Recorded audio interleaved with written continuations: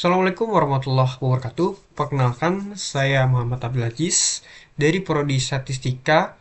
Di sini saya akan menjelaskan hasil praktikum pemrograman R yang mencakup tiga topik utama. Yang pertama, visualisasi data dengan bar plot. Lalu ada grafik multi-panel dan operasi matriks. Dan langsung aja kita bahas yang praktikum pertama. Kita belajar membuat grafik batang berkelompok atau grouped bar plot menggunakan R. Data yang kita gunakan adalah data kunjungan 5 layanan dari L1 sampai L5 selama 3 hari, yaitu Senin, Rabu, dan Jumat. Langkah pertama yang kita lakukan adalah memasukkan data ke dalam struktur matriks. Kenapa matriks? Karena fungsi bar plot di R membaca data per kolom. Jadi setiap kolom otomatis jadi satu grup layanan di grafik. Setelah matriksnya terbentuk, kita beri nama baris dan kolom. Nama baris ada Senin, Rabu, dan juga Jumat.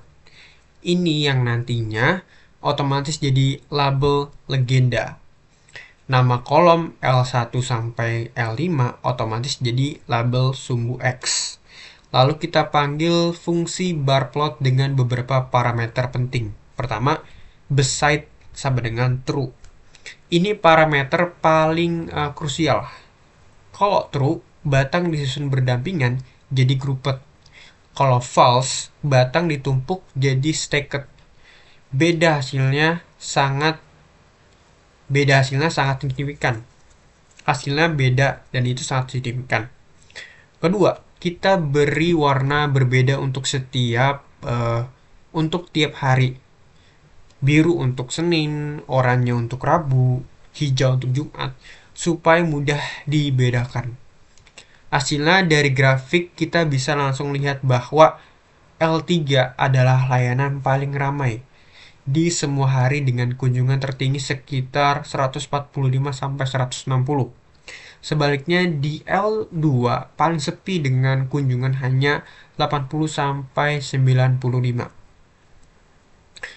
Baik, kita langsung lanjut ke praktikum yang kedua.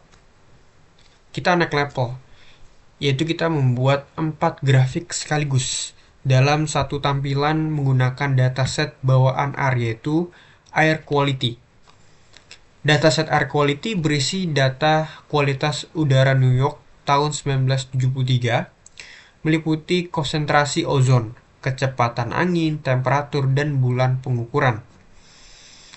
Kunci utamanya ada di perintah parmflow sama dengan C buka kurung 2,2. Perintah ini membagi layar grafik menjadi grid 2 baris kali 2 kolom. Setelah itu, 4 grafik berikutnya otomatis mengisi kotak satu persatu dari kiri ke kanan. Grafik pertama di kiri atas adalah scatter plot ozon versus temperatur dengan titik berwarna berbeda per bulannya. Dari sini kita bisa lihat tren semakin tinggi ozonnya, semakin tinggi temperaturnya. Ini menunjukkan korelasi positif antara keduanya. Lalu grafik yang kedua, di kanan atas adalah histogram. Distribusi ozon berwarna hijau muda. Terlihat bahwa sebagian besar data ozon menumpuk di nilai rendah. Di bawah 50 ppb dan semakin jarang di nilai tertingginya. Ini disebut distribusi Rex-Swicket atau menceng ke kanan. Lalu ada grafik yang ketiga, di kiri bawah adalah box plot, kecepatan angin per bulannya. Kita pakai formula wind, yang artinya tampilan wind dikelompokkan berdasarkan mon. Dari blogspot ini terlihat kecepatan angin relatif stabil di semua bulan, sekitar 10 mph. Lalu lanjut, yang grafik yang keempat, di kanan bawah mirip grafik pertama, tapi semua titik berwarna biru. seragam tanpa pembedaan bulan. Fungsinya sebagai pembanding. Kita bisa fokus melihat pola hubungan ozon dan temperatur secara keseluruhan tanpa distraksi warna. Lalu satu hal penting yang kita lakukan sebelum plotting adalah NA titik omit tutup buka kurung tutup kurung untuk menghapus data yang kosong atau NA. Kalau tidak dilakukan, grafik bisa error atau misleading. Oke, lanjut ke praktikum yang ketiga. Kita beralih ke aljabar linear komputasional menggunakan R untuk mengoperasikan matriks A berukuran 4x4. Matriks A kita definisikan dengan fungsi matriks dan diisi per kolom. Ini default R yang wajib diperhatikan agar data tidak terbalik posisinya. Ada 4 operasi yang kita lakukan. Yang pertama yaitu adalah trace. Trace adalah jumlah elemen diagonal untuk matriks. Kita gunakan sum buka kurung diag buka kurung A tutup kurung A tutup kurung maksudnya dan tutup kurung. Dan hasilnya nanti 1 plus 8 plus 6 dikurang 2 dan sama dengan hasilnya 13. Nilai trace ini punya sifat unik. Nilainya sama dengan jumlah semua nilai eigen yang akan kita buktikan di operasi yang keempat. Lalu yang kedua, determinan. Kita gunakan fungsi det A dan hasilnya sama dengan min 186. Karena hasilnya tidak sama dengan 0, maka matriks A disebut non-singular. Artinya matriks ini punya inverse dan sistem persamaan yang melibatkannya punya solusi unik. Lalu yang ketiga ada inverse. Karena non-singular, kita bisa hitung inverse dengan solve A. Untuk membuktikan hasilnya benar, kita verifikasi dengan mengalihkan A dengan inverse-nya. Hasilnya harus matriks identitas, yaitu diagonal bernilai 1 dan sisanya 0.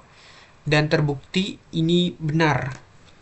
Nanti saya berikan hasil praktikumnya.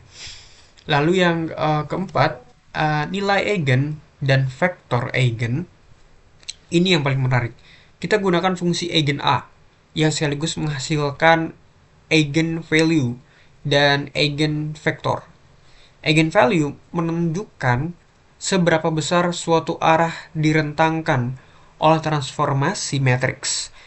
Eigen vektor menunjukkan arah mana yang tidak berubah saat ditransformasi, hanya di skala.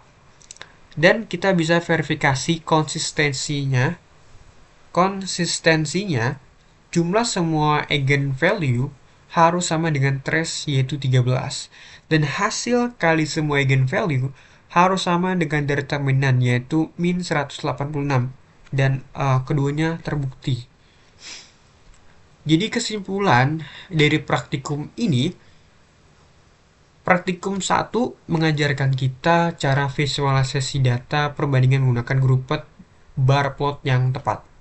Lalu praktikum yang kedua mengajarkan menyajikan grafik sekaligus dalam satu panel untuk analisis yang lebih komprehensif. Dan yang terakhir, praktikum 3 membuktikan bahwa R sangat powerful untuk komputasi matematika, yaitu operasi matriks yang rumit bisa diselesaikan hanya dengan beberapa baris kode. Ketiganya menunjukkan betapa efisiensinya R sebagai tools analisis data dari visualisasi sampai komputasi numerik. Semuanya bisa dilakukan dengan elegan. Dan sekian dari saya. Terima kasih sudah menonton. Selanjutnya saya akan buktikan praktikum yang telah saya kerjakan.